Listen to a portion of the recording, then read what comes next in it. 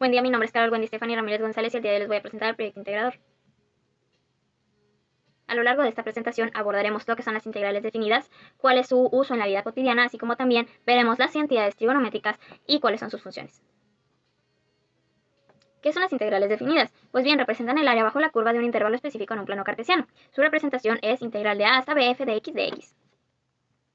Utilidad en la vida diaria. Como primera instancia está la economía y finanzas con los intereses compuestos y análisis de costos. Después tenemos la física y movimiento con la cinemática, trabajo y energía.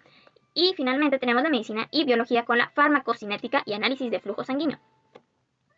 También tenemos la utilidad en las estadísticas y probabilidades, en el cálculo de áreas bajo la curva de distribución y finalmente la ingeniería y tecnología con el procesamiento de señales y control de sistemas. Ejemplos en los cuales se aplican las integrales en la vida real. Tenemos dos ejemplos. El primero de ellos es el cálculo de área bajo la curva, donde suponemos que queremos calcular el área bajo la curva de una función que representa la tasa de crecimiento de una población de bacterias con el tiempo, con la función dada de f de t es igual a 2t al cuadrado más 3t más 1. Para simplificar, vamos a considerar el intervalo de mayor o igual a 0 y menor o igual a 3, donde después de integrar quedaría que el área es igual a 36. Ahora en el ejemplo 2 tenemos el cálculo de trabajo realizado, donde vamos a imaginar que un objeto se mueve a lo largo de un eje y la fuerza de la variable es f de x, es la que actúa sobre él. Queremos calcular el trabajo realizado por esta fuerza para mover el objeto de x igual a 1 hasta x igual a 4.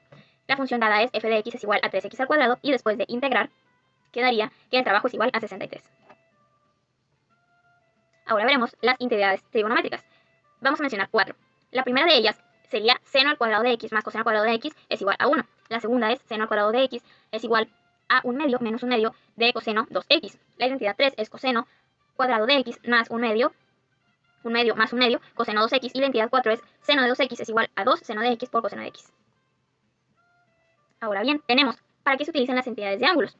Como primera instancia es en la simplificación de expresiones. Después tenemos su uso en la resolución de ecuaciones trigonométricas. Y después la integración y derivación. También tenemos su uso en el análisis de ondas y vibraciones, en la ingeniería y ciencias aplicadas y en la geometría analítica. Ahora tenemos la resolución de una integral, un problema práctico, donde se nos da este problema integral, es una indefinida de seno 2u menos coseno de 3u, todo esto elevado al cuadrado de u, donde finalmente nos da el resultado de u menos seno por 4u entre 8 más coseno por 5u entre 5 menos coseno de u, coseno por u, más seno 6u en multiplicación entre 12 más la constante. A continuación veremos una breve infografía donde se nos redacta paso a paso cómo resolver esta integral. Vemos que es la misma. Primero tenemos que expandir la expresión usando la fórmula que ya conocemos de binomio al cuadrado, de diferencia. Entonces tenemos que esta fórmula nos dice que la diferencia de dos números a y b elevados al cuadrado es igual al primero de estos, es decir, la a elevado al cuadrado, más dos veces la ab más el último número, que sería la b elevado al cuadrado. Aplicándola en esta función, tenemos allí lo que se redacta en el primer recuadro rosado. Después, en el recuadro naranja, tenemos transforma la expresión usando la fórmula de seno de t por coseno de s es igual a 1 medio de seno de t más s más seno de t menos s. Esta es una identidad trigonométrica. Obtenemos la siguiente función que se redacta en el recuadro anaranjado. Y después tenemos que simplificar las expresiones.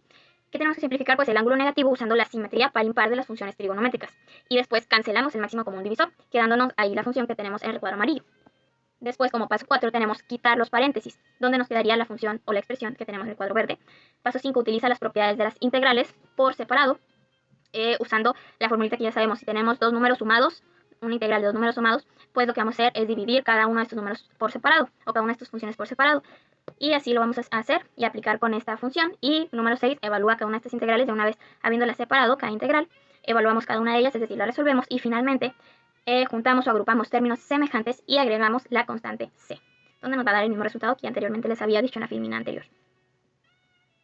Esta fue la bibliografía consultada. Y esto ha sido todo por mi parte. Muchísimas gracias por su atención.